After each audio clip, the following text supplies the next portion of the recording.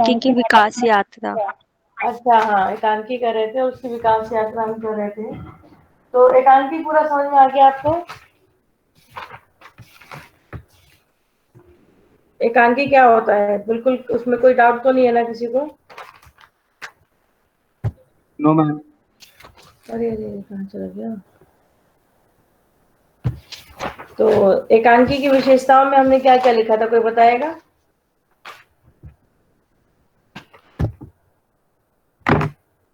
उसके अलावा कोई और विशेषताएं जो आपको लगता हो कि वो रह गई है एकांकी की, कि ये भी ऐड होना चाहिए उसमें?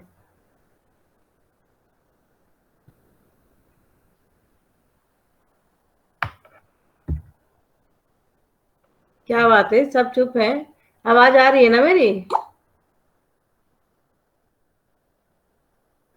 अरे भाई, फोटो भेज देना बाद में सब लोग। अभी मुझे पूछ रहे हो, बताओ। बच्चे भी ना। चलिए, विकास यात्रा का क्या मतलब होता है ये बताओ। मैम बताएं। हाँ, बताओ। मैम, अगर हम किसी भी चीज को एकांकी हुआ, नाटक हुआ, कहानी हुआ, किसी का भी विकास यात्रा से मतलब यह होता है कि उसका प्रारंभिक बिंदु क्या था और वो कहाँ से कहाँ तक वो गई या चला गया।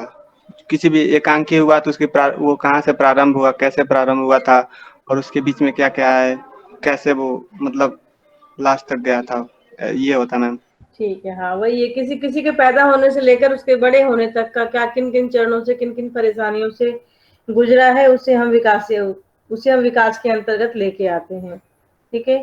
खैर, ये तो मैंने जान के पूछा था, क्योंकि सब आप लोग कोई बोल नहीं रहे थे तो बुलवाना था आप लोगों को। और वैसे ये मैं पूछना चाहूंगी कि मैं आपको एकांकी की विकास यात्रा लिखवाऊं या ये आप कर लोगे? वैसे तो सबको पता है कि जो नाटक का विकास है वो वैसे तो भारतेंदु प्रसाद और प्रसादोत्तर युग से माना जाता है, लेकिन जब हम एकांकी की बात करते हैं तो भारतेंदु जी के टाइम पे एकांकी उस रूप में नहीं चल रहा था। भारतेंदु जी के टाइम पे नाटक था ना। एकांकी का जो उद्भव हुआ था वो प्रसाद युग में हुआ था, या उसके जो सबसे जो सशक्त एकांकीकार हैं, राम कुमार वर्मा माने जाते हैं। तो वही मैं सोच रही थी कि इसको लिखवाऊं या छोड़ दूं, या लिख ही लो, थोड़ा बहुत लिखवा देते हैं, फिर कल आज इसको पूरा करते हैं, नहीं तो कल करके कंप्लीट, कल हम नुक्कड़ नाटक स्टार्ट कर देंगे, या गीति नाट्य, दो है। इसके बाद हमारे मेन टॉपिक, हमारे जो बड़े बड़े टॉपिक है, उसमें ये जो मैंने अब तक कराए हैं, इसमें से आपके पेपर में 2-3 क्वेश्चन तो 100% आएंगे। बाकी भी कराना ही है, लेकिन ये जो है महत्वपूर्ण क्वेश्चन है। इसके बाद एक महत्वपूर्ण क्वेश्चन है जो मैंने अभी नहीं कराया है, वो है रूपक और उपरूपक। दोनों में से एक क्वेश्चन आएगा, चाहे रूपक आए चाहे उपरूपक आए, और उसके भेद। थोड़ा सा टफ भी है वो, और थोड़ा एक नई चीज भी है, उसमें आपको सीखने को मिलेगा। और सबसे बड़ी बात है, आप लोग साहित्य के स्टूडेंट हैं, तो साहित्य के अंतर्गत हमें ये सारी चीजें आनी ही चाहिए। इन फ्यूचर यदि आप लोग एमए हिंदी करते हैं तो चाहे आप मर्जी से करें चाहे बिना मर्जी के, ये सारे पेपर आपको पढ़ने ही पड़ेंगे, और ज्यादा डिटेल में पढ़ने पड़ेंगे। जितना डिटेल में पढ़ा रही हूँ उससे कहीं ज्यादा डिटेल में आपको खुद पढ़ना पड़ेगा, क्योंकि एमए के लेवल पे कोई लिखवाता नहीं है। एमए के लेवल पे आपको स्टडी करनी होती है, बल्कि ग्रेजुएशन में भी स्टडी आपकी अपनी होती है। टीचर सिर्फ उस संदर्भ में बात करता है। क्योंकि ये पेपर थोड़ा अलग है, इसमें मटेरियल उस रूप में नहीं मिलता, तो मैं लिखवा देती हूँ। चलिए, खैर लिखिए, एकांकी नाटक आधुनिक युग की देन है, विकास यात्रा हेडिंग डाल लो। एकांकी नाटक आधुनिक युग की देन है,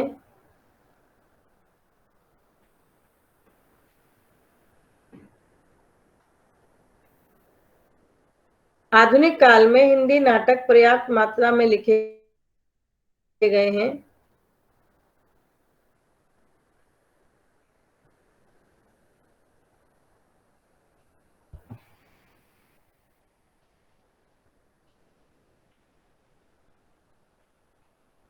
डॉक्टर नगेंद्र। मैम रिपीट कर दीजिए। आधुनिक युग में हिंदी नाटक पर्याप्त मात्रा में लिखे गए हैं। डॉक्टर नगेंद्र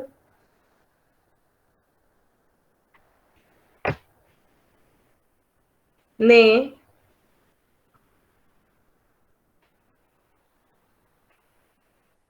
एकांकी नाटकों का उदय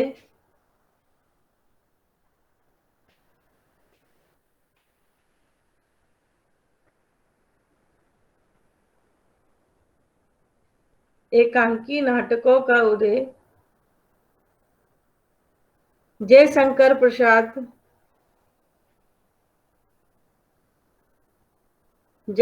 प्रसाद के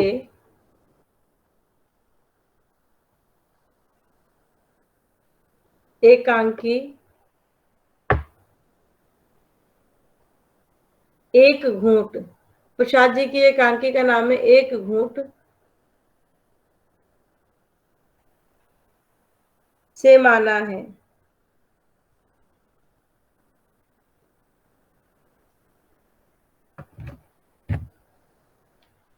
इसके अलावा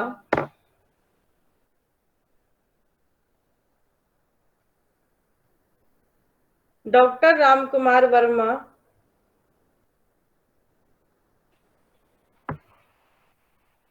द्वारा रचित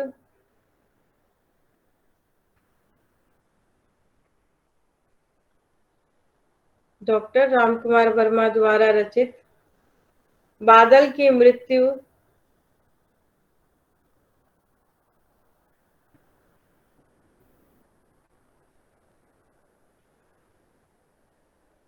को भी हिंदी का प्रथम एकांकी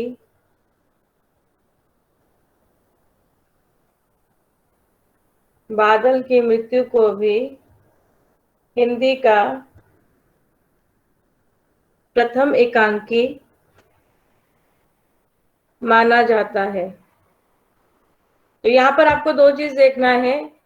हालांकि नाटक की भांति हमारा एकांकी भी आधुनिक युग की देन है, लेकिन इसकी विकास यात्रा भारतेंदु जी से नहीं शुरू होती है, क्योंकि प्रथम एकांकी जो है वो ये प्रसाद द्वारा रचित जो है एक घूंट, उसको नगेंद्र जी ने एकांकी की संज्ञा दी है कि जो एक घूंट जो रचना है वो एकांकी ही कहलाती है। और सबसे ज्यादा जो एकांकी की रचना की है वो इसने रामकुमार वर्मा ने की है। और रामकुमार वर्मा द्वारा जो रचित है बादल की मृत्यु, जो 1930 में लिखी गई है, उसको भी मुख्यतः उसको हिंदी का प्रथम एकांकी माना जाता है। अब आप लोगों को ये देख लेना है, क्योंकि आपके सिलेबस के अंदर एकांकी है, आपके एक पेपर आपका एकांकी और नाटक भी, और एक पेपर मेरे में भी एकांकी आपको मिल रहा है। तो आपसे क्वेश्चन में पेपर में ये पूछा जा सकता है कि प्रथम एकांकी कौन सा है। तो आपको ये ध्यान रखना है कि अगर रचना काल की दृष्टि से बोलेंगे तो प्रथम एकांकी, रचना की दृष्टि से तो एक घूंट है, क्योंकि वो प्रसाद जी की जो रची गई ये रचना है ये 1929 में रची गई है, 1929 में। तो अगर रचना की दृष्टिकोण से है तो नो डाउट आपको प्रसाद जी की जो है एक घूंट को डालना है। लेकिन प्रसिद्धि की दृष्टि से प्रथम रचना कौन सी मानी जाती है, अगर ऐसा आपके में क्वेश्चन आता है तो फिर आपको बिना कुछ सोचे ही बादल की मृत्यु डालना है, क्योंकि सबसे प्रसिद्ध रचना जो है एकांकी की या प्रथम रचना जो मानी जाती है या प्रथम एकांकीकार जो माने जाते हैं वो रामकुमार वर्मा माने जाते हैं, और इन्हीं की रचना को प्रथम एकांकी या जो बादल की मृत्यु है उसको प्रथम एकांकी की संज्ञा दी गई है।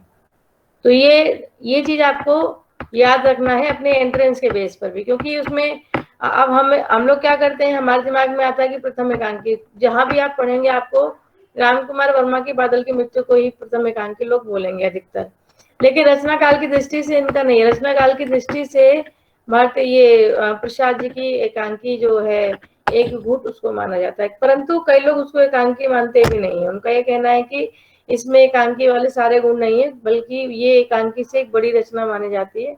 तो ऐसा भी लोगों का कहना है, तो आपको ये याद रखना है। तो इसका विकास क्रम चूंकि प्रसाद युग से ये शुरू हुआ है, तो हमें प्रथम युग जो है प्रसाद युग ही डालना है। तो प्रथम जो युग है इनका आप डालिए एकांक ये प्रसाद युग।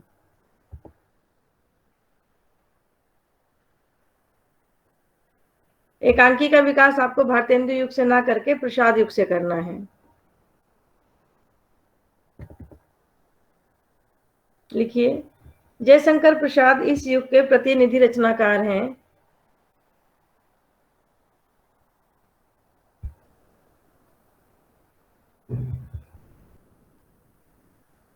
जयशंकर प्रसाद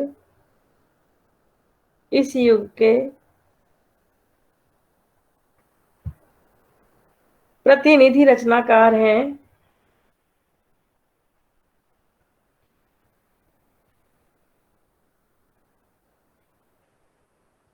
हिंदी नाट्य परंपरा में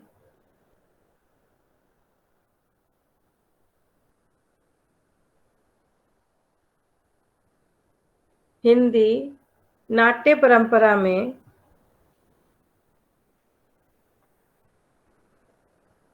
एकांकी नाटकों का प्रचलन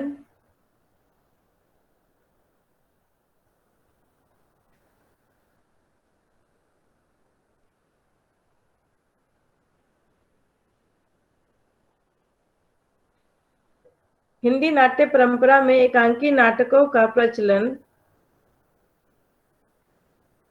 इस युग से ही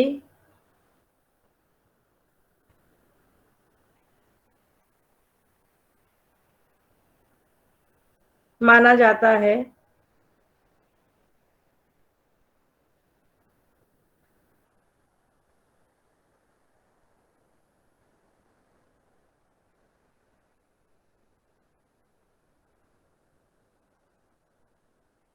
इससे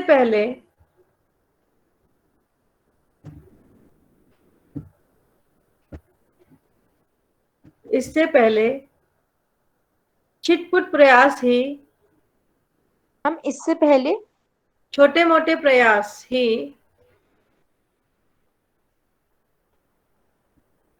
देखने को मिलते हैं।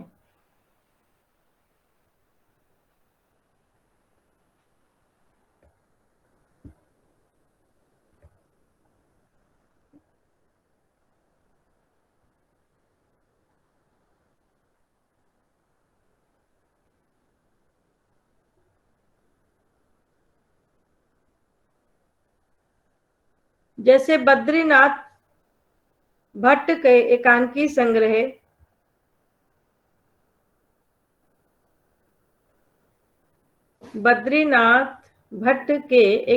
संग्रह नाम थोड़ा अजीब सा है, इसको लिखो लबड़ धो धो, लबड़ धो धो,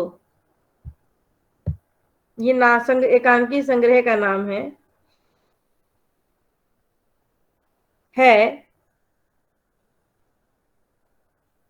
ये एक मनोरंजन परक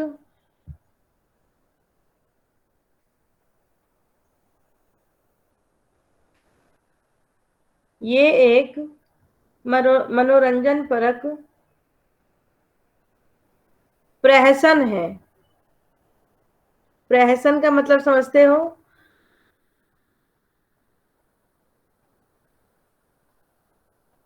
प्रहसन का क्या मतलब होता है?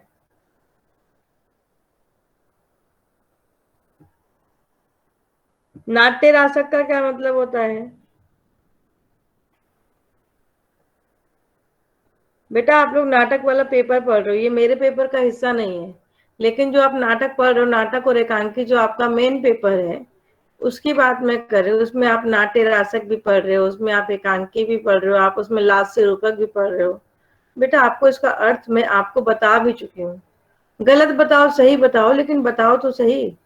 नाट्य रासक किसको कहा गया है? कौन से नाटक को हम नाट्य रासक कहते हैं या लास्य रूपक कहते हैं? मैम शायद जिसमें सारे रस हो उसको नाट्य रासक कहते हैं। जो आप लोग एक नाटक वाला जो पेपर पढ़ रहे हो, नाटक और एकांकी, जिसको मेरे ख्याल से संजय सर पढ़ा रहे हैं ना, उस पेपर में एक नाटक है जिसको मैंने बताया भी था कि उसको नाट्य रासक या लास्य रूपक बोलते। कौन सा नाटक है वो? मैम बकरी। नहीं मैम ध्रुव स्वामी। क्या चीज बेटा श्वेता? मैम ध्रुव स्वामी का है। नहीं, और आप ही लोगों ने उसको रीड किया था? नहीं, जिसने रीड किया था वो नहीं दिख रहा अभी मुझे। मैम भारत दूरदर्शन। भारत की दूरदर्शन। हाँ, मैंने जब बोला ना रीड किया था तब याद आ गया, है ना? मोहित ने किया था रीड शायद।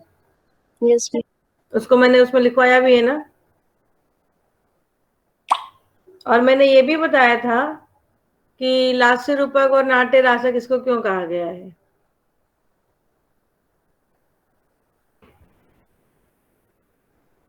देखो ये मेरे सिलेबस का हिस्सा नहीं है, लेकिन फिर वही बात है कि नहीं अगर पेपर में ऐसी चीजें आ जाएंगी फिर आप फंस जाओगे, पता होना चाहिए।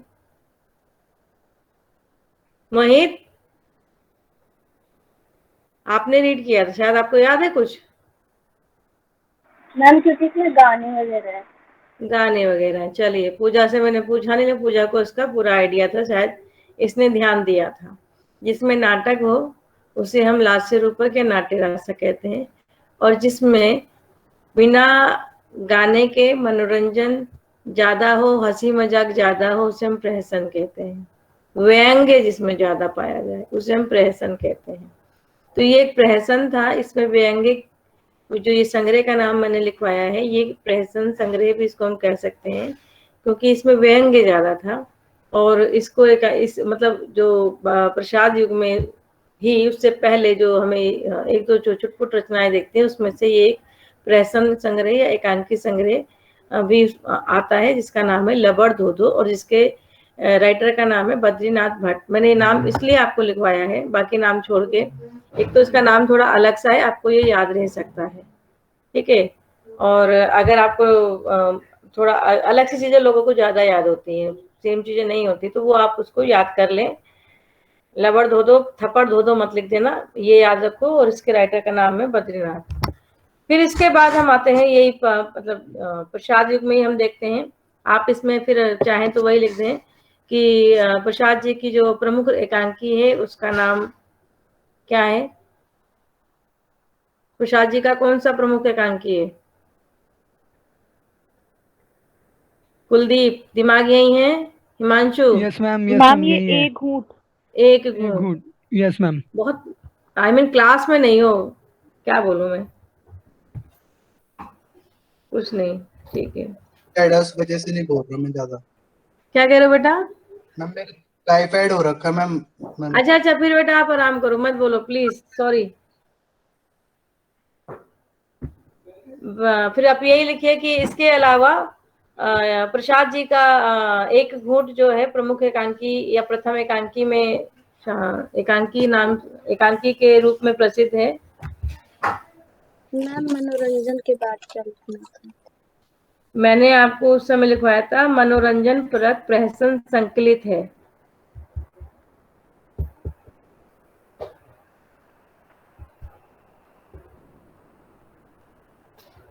इसके अलावा प्रसाद जी की एक घूंट इस काल की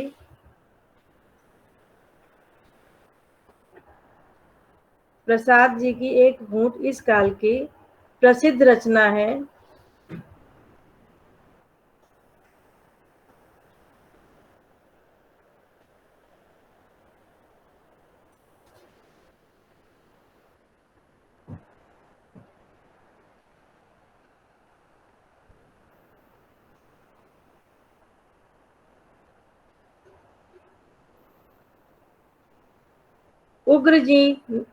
उग्र जी ने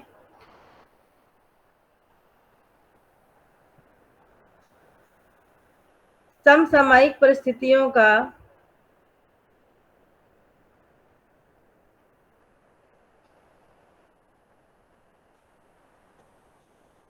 उग्र जी ने समसामयिक परिस्थितियों का व्यंग्यपूर्ण शैली में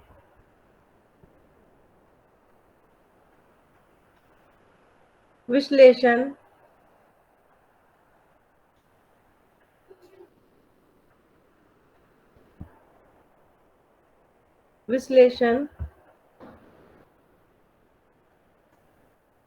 अपने एकांकी संग्रह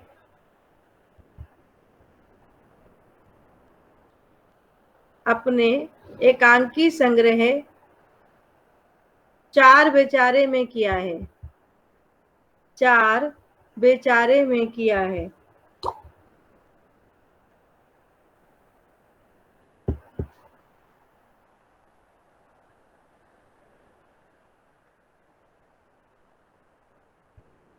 अच्छा, एक चीज मैंने आपको बताई थी, नाटक और एकांकी में अंतर क्या होता है, क्या है वो?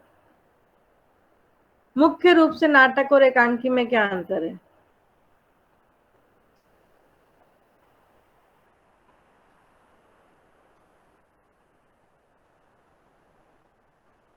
अगर क्वेश्चन आ जाए कि नाटकों में कम से कम कितने अंक होने चाहिए,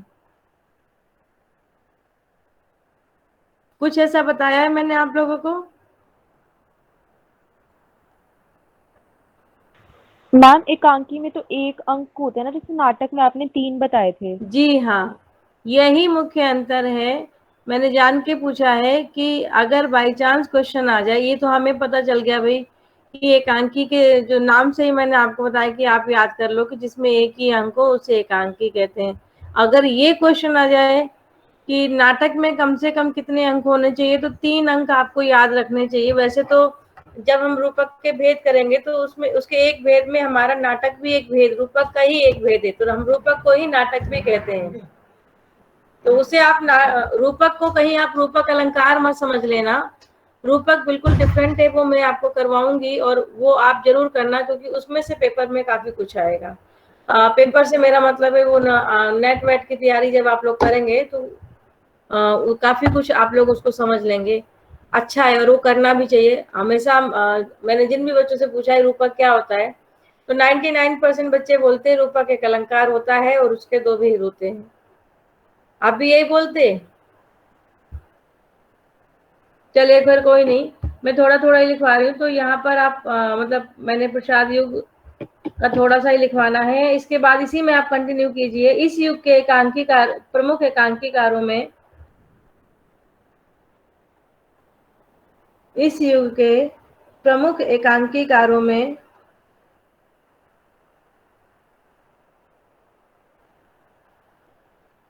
राम कुमार वर्मा, भुवनेश्वर प्रसाद,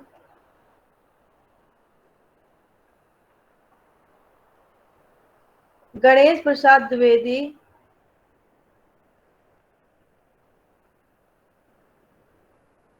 जगदीश चंद्र माथुर,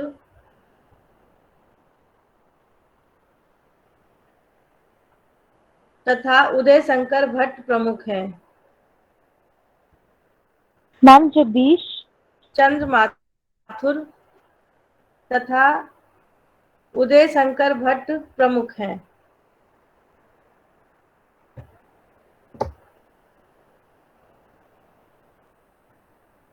इस प्रकार हम कह सकते हैं, पैराग्राफ चाहो तो चेंज कर लो, इस प्रकार हम कह सकते हैं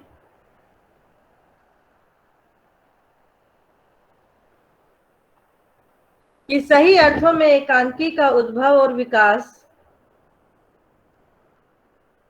कि सही अर्थों में एकांकी का उद्भव और विकास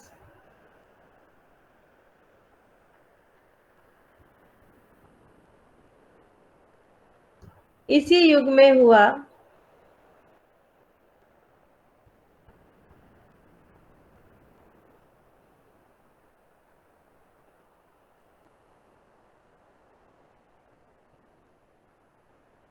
ठीक है। नेक्स्ट युग है प्रसादोत्तर युग। प्रसादोत्तर युग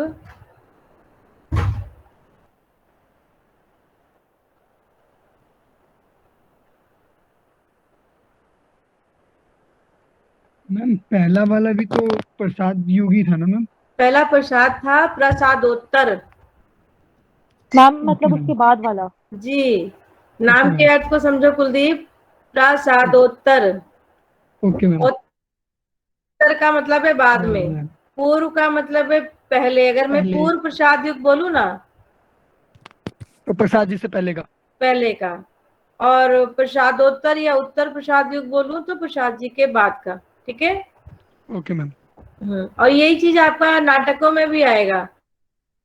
कई लोग, कई किताबों में आपको मिलेगा भारतेंदु प्रसाद और प्रसादोत्तर, और कई में आपको मिलेगा पूर्व प्रसाद, प्रसाद और प्रसादोत्तर। जैसे हिंदी कहानी का विकास आपने पूर्व प्रेमचंद युग, प्रेमचंद और प्रेमचंद्रोत्तर, यही 3 पढ़े हैं। Yes ma'am. यस कहानी, हाँ, कहानी के विकास में 100% आपने मेनली यही पढ़ा होगा, पूर्व प्रेमचंद युग, प्रेमचंद और प्रेमचंद्रोत्तर। अब प्रेमचंद्रोत्तर में समकालीन कहानी या कहानी ये सब आप पढ़े होंगे, वो एक अलग बात है, लेकिन बेसिकली जो कहानी का डिवीजन है इन 3 कैटेगरी में है। तो ये आपको एकांकी में आपको प्रसाद से शुरू करना है, नाटक में आपको भारतेंदु जी से शुरू करना है। चलिए आगे लिखिए, प्रसादोत्तर युग। इस युग में हिंदी एकांकी अपने चरम पर पहुंच चुका था।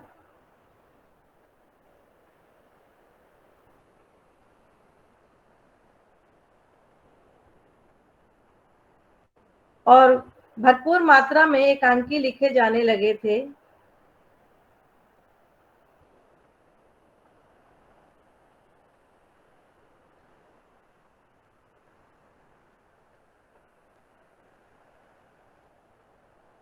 यही कारण है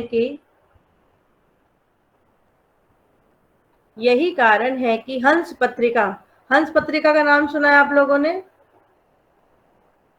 यस मैम। हाँ, तो हंस पत्रिका बहुत फेमस पत्रिका थी। अब लिखो, यही कारण है कि हंस पत्रिका ने भी 1938 में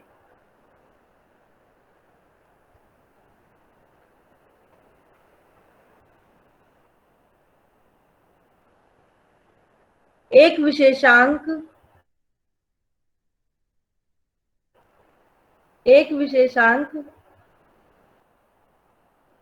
एकांकी से संबंधित भी निकाला।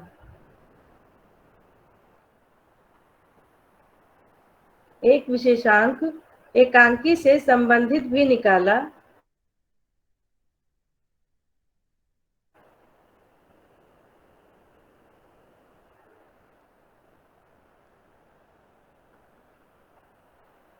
हिंदी के 8 एकांकी प्रकाशित हुए। हिंदी के 8 एकांकी प्रकाशित हुए।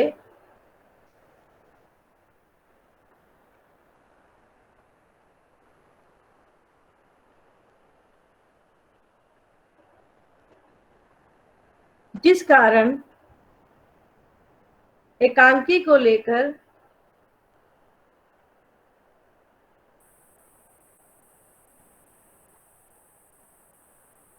एक नया विमर्श उठ खड़ा हुआ।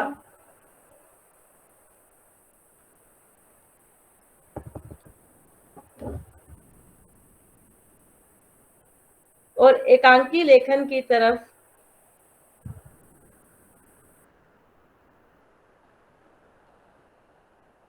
लेखकों का रुझान बढ़ गया।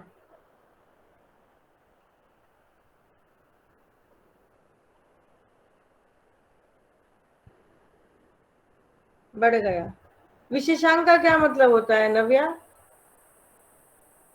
मैम मतलब स्पेशली। बोलो बेटा। विशेषांक मैम उसमें उसका विशेष विशेष भाग। विशेष भाव। कोई और बताओ विशेषांक? पत्रिकाओं के संदर्भ में बताना। मैम जैसे किसी के विषय में उसमें मुख्य बातें। किसी के विषय में। आजकल हम लोग आप लोग भी देख रहे होंगे, एक नया दौर चला हुआ है, आजादी का अमृत महोत्सव। मैम विशेष उद्देश्य। नहीं, पहले बताओ, चला हुआ है ना? Yes ma'am. यस मैम चला। हाँ, कुछ दिन पहले चला हुआ था प्रेमचंद। यस मैम, उससे पहले प्रेमचंद का बर्थडे था मैम, उस टाइम चला था। प्रेमचंद जी को लेकर बहुत सारे वेबिनार सेमिनार हुए थे। यस मैम, बहुत सारे वेबिनार सेमिनार्स और प्रतियोगिताएं भी हुई थी। काफी कुछ हुआ था। अब प्रेमचंद को लेकर ही यदि कोई मैगजीन सिर्फ प्रेमचंद के ऊपर ही पूरी मैगजीन निकाल दे तो उसे हम विशेषांक कहते हैं। किसी भी एक स्पेशल राइटर को लेकर, स्पेशल विषय को लेकर यदि मान लो कि अगर ये डाल दे कि स्त्री विमर्श विशेषांक, तो उसमें राइटर विशेषांक नहीं है, वो विमर्श विशेषांक हो गया कि उस पत्रिका में स्त्री विमर्श से संबंधित ही सारे आर्टिकल आएंगे। समझ गए? दलित विमर्श विशेषांक, किसान विमर्श विशेषांक, प्रेमचंद विशेषांक, राहुल सांकृत्यायन विशेषांक, आजादी का अमृत महोत्सव विशेषांक। पत्रिकाओं में जब किसी एक स्पेसिफिक विषय को आधार बनाकर संपूर्ण रचनाएं जब प्रकाशित की जाती हैं, संपूर्ण रचनाओं से मेरा मतलब है आर्टिकल भी, कविताएं भी, कहानी भी, उसी विषय पर जब होती है तो हम उसे विशेषांक कहते हैं। वो विशेषांक किसी पर्टिकुलर व्यक्ति का भी हो सकता है, किसी पर्टिकुलर थॉट का भी हो सकता है, किसी पर्टिकुलर विमर्श का भी हो सकता है। क्लियर हो गया? Yes ma'am. Yes ma'am. ठीक है, अभी तो डाउट नहीं रहेगा, क्योंकि मुझे लगा थोड़ा बहुत डाउट है आपको, और होगा, क्योंकि मैंने विशेषांक लिखवा तो दिया था, उसका अर्थ नहीं आपको बताया था। तो जब मैंने इसमें बोल रही हूँ कि हंस पत्रिका ने एकांकी नाटक से संबंधित विशेषांक निकाला, इट मीन्स कि उसमें सारे ही विशेष जितने भी जो भी पब्लिश होगा उसमें एकांकी नाटक से संबंधित या एकांकी नाटक ही पब्लिश होगा। तो चूंकि पूरी पत्रिका और उस समय की हंस पत्रिका सबसे प्रसिद्ध और फेमस पत्रिका मानी जाती थी, आज के दौर में भी हम कहें तो हंस पत्रिका अपने आप में एक कहते हैं ना कि स्तंभ के रूप में मानी जाती है। पॉपुलर यदि किसी का आर्टिकल इस हंस में या इंद्रप्रस्थ भारती में छप जाए तो वो अपने आप को काफी अच्छा लेखक मानता है। तो अपने मतलब एक अच्छी पत्रिका थी। तो जब इसने ये विशेषांक निकाला एकांकी नाटक से संबंधित जितने भी इस पत्रिका में हम एकांकी पब्लिश करेंगे, और जो भी एकांकी लेखक है वो अपने एकांकी इसमें भेज सकते हैं। तो जो एकांकी नहीं लिखने वाले थे वो उन लोगों का भी रुझान एकांकी की तरफ मतलब बढ़ा, और उन्होंने उस पर रिसर्च किया या जो भी है पढ़ा, और एकांकी को जो है भेजा उस पर पब्लिश होने के लिए।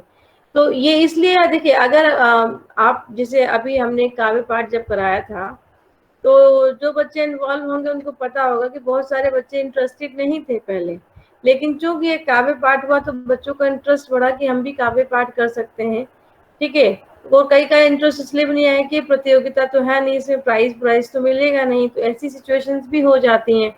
तो लेकिन ये है कि इसमें सारा जो भी आपको बोलना था आजादी से रिलेटेड ही बोला, तो जो हमारा काव्य पाठ हुआ उसका विशेषांक स्पेसिफाई जो फोकस हो गया आजादी के ऊपर हो गया, तो वो भी एक विशेषांक है। तो इस तरीके से जब कुछ ऐसा किया जाता है तो बच्चों का स्पेशल रुझान उस तरफ बन भी जाता है। एक नई चीज की अगर वो बोल सकता है तो मैं क्यों नहीं बोल सकता, वो बोल सकती है, कह सकती है, पढ़ सकती, तो मैं क्यों नहीं पढ़ सकती। और मैंने देखा भी था कि ये एक बहुत बड़ा कारण था कि हमारे काव्य पाठ में काफी बच्चे जो है आ गए थे, जबकि मुझे उम्मीद नहीं थी कि 50-60 बच्चों की एंट्री उसके अंदर होगी। मुझे लग रहा था कि 30-40 आएंगे, लेकिन बच्चे मतलब दर्श सुनने वालों में भी बोलने काव्य पाठ में तो 16 ही बच्चे थे, लेकिन 16-17 ही थे, लेकिन बोलने सुनने वालों में भी काफी लोग आ गए थे। तो ये भी एक बहुत बड़ा कार्य। इसी प्रकार से पत्रिका कोई विशेषांक निकालती है तो बहुत सारे लेखक, जैसे मान लो कि प्रेमचंद के ऊपर कोई विशेषांक निकला, और मेरा इंटरेस्ट प्रेमचंद पे उतना नहीं है, लेकिन मुझे उस पत्रिका में अपने आर्टिकल छपवाने की एक जिजीविषा है, इच्छा है, तो मैं क्या करूंगी कि पहले प्रेमचंद को पढ़ूंगी, रिसर्च करूंगी, और फिर उस पर आर्टिकल लिखूंगी, और फिर मैं भेजूंगी। तो एक नया विमर्श शुरू हुआ ना, नई सोच मेरे अंदर आई, और मैंने उसको एक नए तरीके से देखा, प्रेमचंद को मैंने पढ़ा लिखा। तो इसी प्रकार से उस समय एक नया विमर्श जो है शुरू हुआ। क्यों? क्योंकि हंस पत्रिका ने एकांकी नाटक विशेषांक निकाला था। चलिए लिखिए आगे। प्रसादोत्तर युग में भुवनेश्वर के कुछ ही एकांकी प्रसादोत्तर युग में भुवनेश्वर जी के कुछ ही एकांकी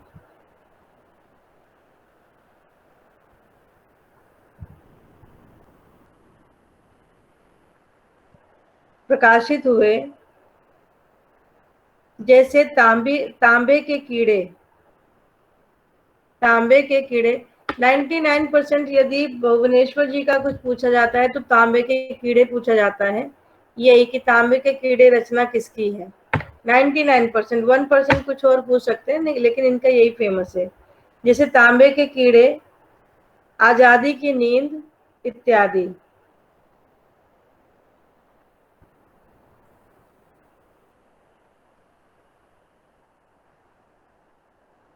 राम कुमार वर्मा ने इस काल में कई सारे मैम आजादी की नींद। मैम राम कुमार वर्मा। बोल रही हूँ, राम कुमार वर्मा ने इस युग में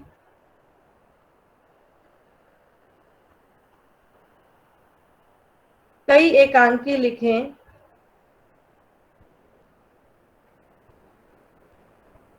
या अधिकांश एकांकी भी बोल सकते हो, अधिकांश एकांकी रचना की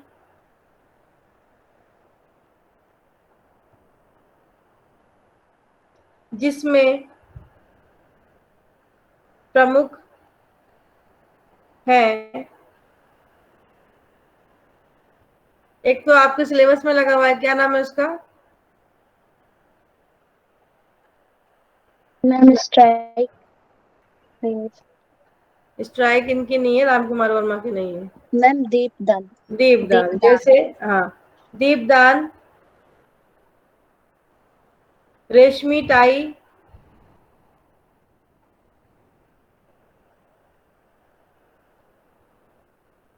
इंद्रधनुष, चारुमित्रा इत्यादि।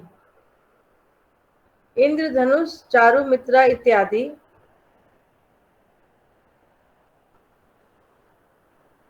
मैम रेशमी क्या था? Tie tie.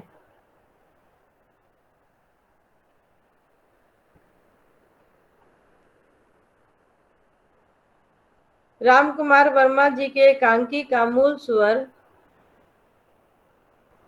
राम कुमार वर्मा जी के एकांकियों का मूल स्वर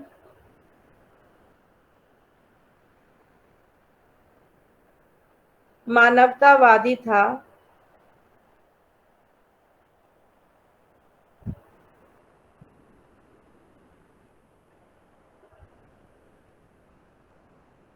सामाजिक विषमताओं पर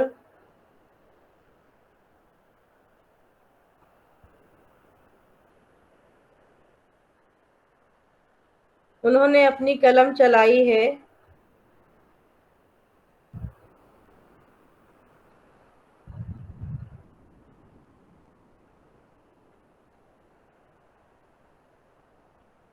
और आदर्शवाद को विस्तार देने का प्रयास किया है। और आदर्शवाद को विस्तार देने का प्रयास किया है।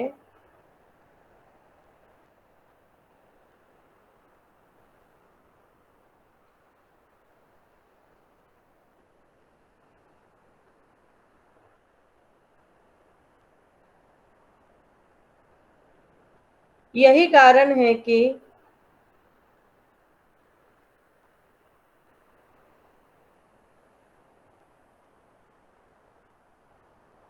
एकांकी लेखन में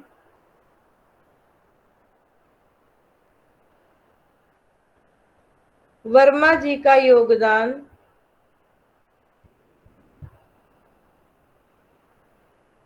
अविस्मरणीय है।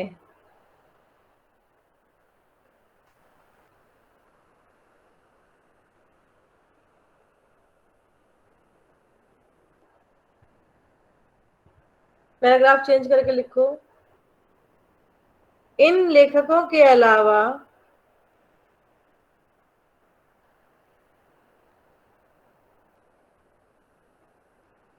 इस युग के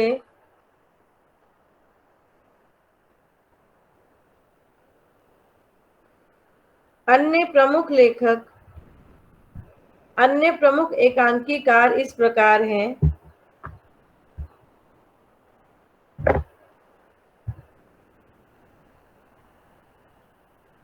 या फिर अन्य प्रमुख एकांकीकारों में डैश डाल के लिखो, उपेंद्र नाथ अश्क,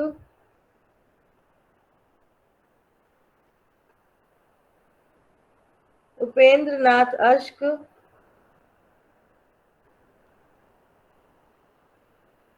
उदय शंकर भट्ट,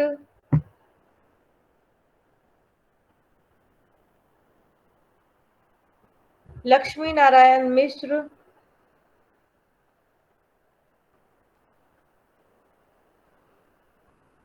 विष्णु प्रभाकर,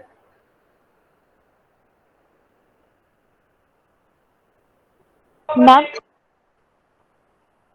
लक्ष्मी नारायण मिश्र, विष्णु प्रभाकर, मोहन राकेश,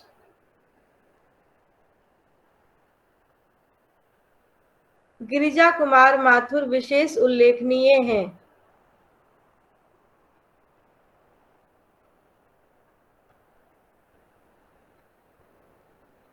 गिरिजा कुमार माथुर विशेष उल्लेखनीय हैं।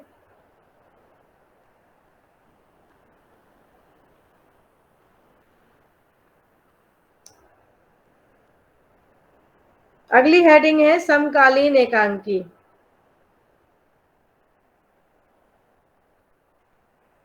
समकालीन का क्या मतलब होता है बच्चे? पूजा,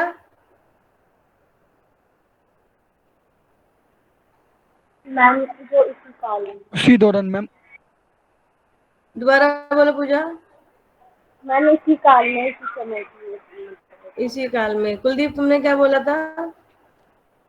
मैम मैं भी वही कह रहा था, उसी काल में या फिर उसी दौरान जो चल रहा अभी जो होता है। चल रहा है उसको क्या बोलोगे?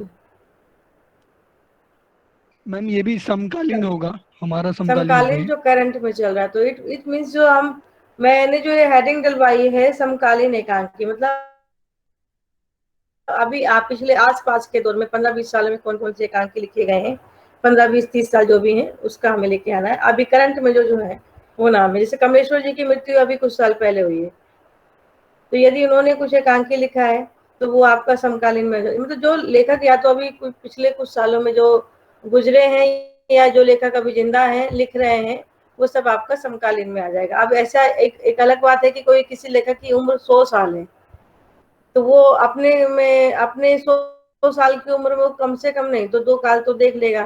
क्योंकि आपको भी यदि आपने ध्यान दिया होगा तो आधुनिक काल में भारतेंदु युग 1900 तक माना जाता है, द्विवेदी 1900 से 1918 माना जाता है। छायावाद का समय सीमा पता है किसी को क्या है?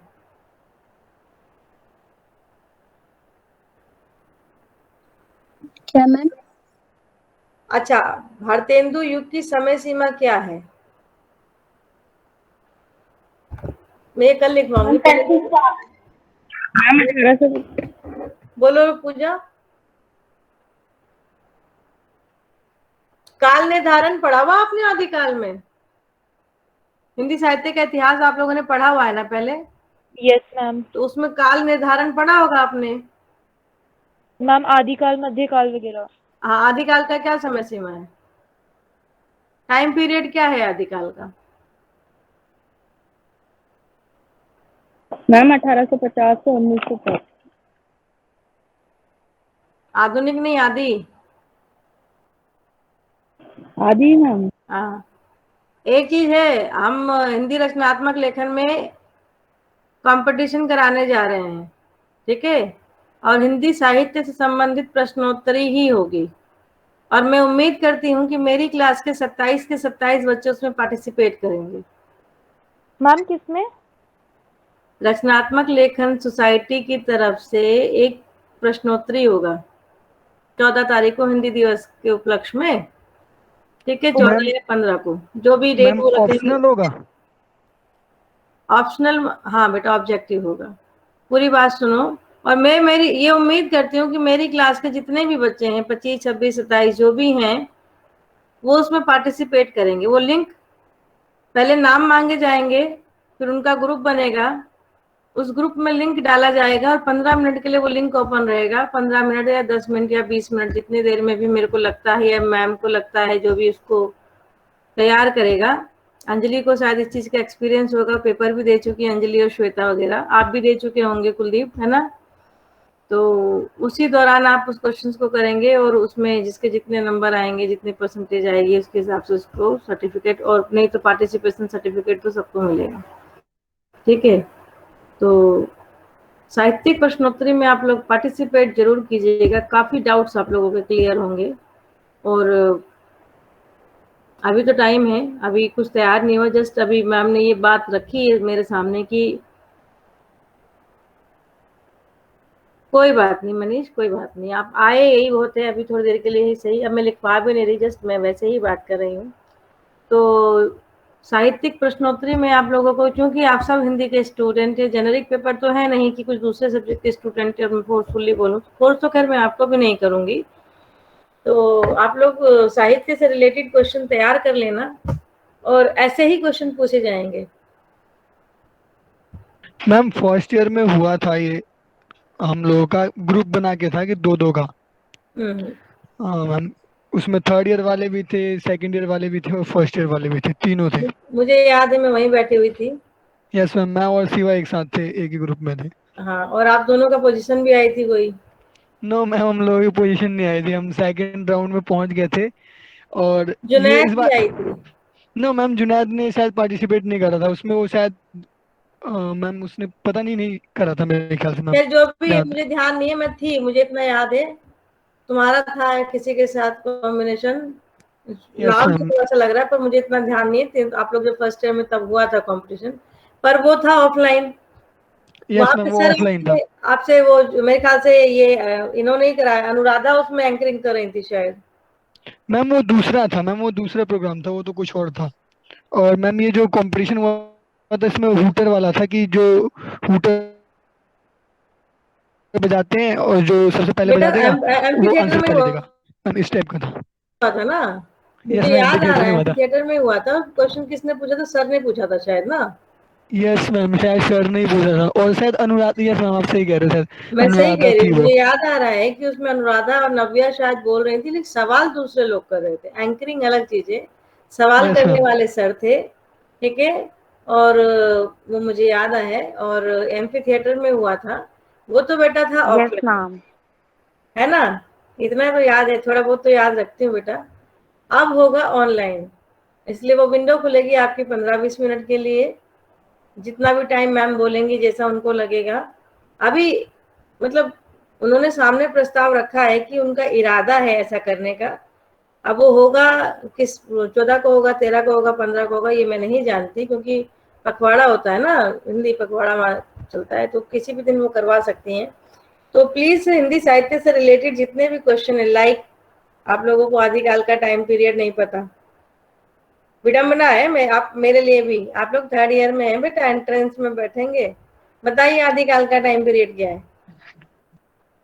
मैम 105 से 1950 से 1375। 1375। Very good. अब बताइए छायावाद का टाइम पीरियड क्या है? श्वेता तुम बोलो।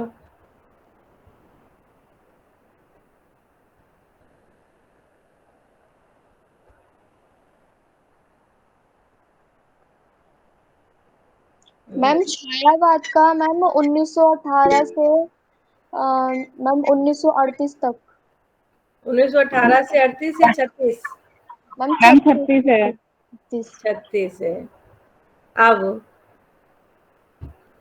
सूर सागर किस भाषा में लिखी हुई रचना है? अवधी या ब्रजभाषा? मैम शायद ब्रजभाषा। गुड, ऐसे क्वेश्चन आएंगे। मेरे हाथ में भी कुछ नहीं है, मेरे दिमाग में जो आया मैंने पूछ लिया। 30-40 क्वेश्चन या 20 क्वेश्चन का जो भी होगा वो तैयार करेंगे, और आप लोग उसमें पार्टिसिपेट करना। एक तो उससे दो फायदे हैं, एक तो आप कंपटीशन में हिस्सा लोगे, वो तो है ही, मिलेगा सर्टिफिकेट, वो तो है ही। आपके अपने पेपर की तैयारी होगी, किसकी? एंट्रेंस की। ठीक है।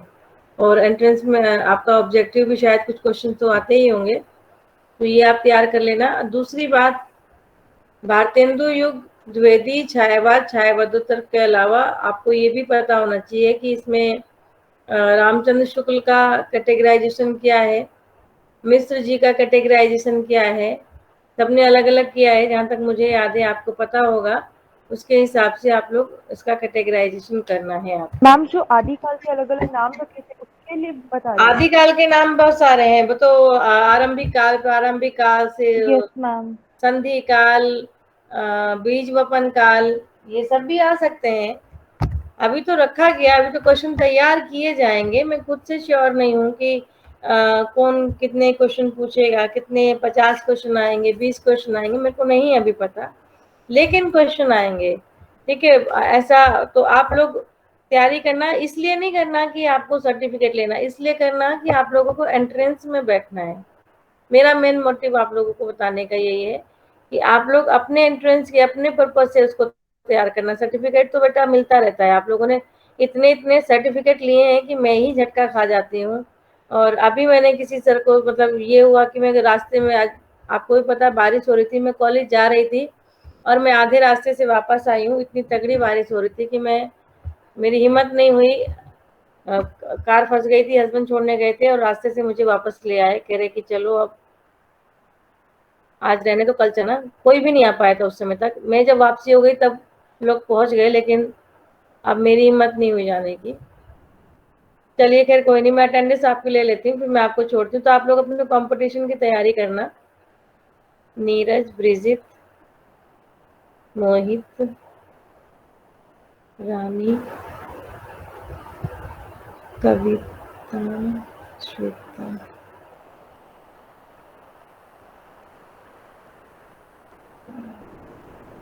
जमुना आज बिल्कुल साइलेंट मोड पर है। जमुना आप यहाँ पर हैं? Yes ma'am. आपने सर्टिफिकेट नहीं भेजे ना बेटा? मैम एक्चुअली ना मेरा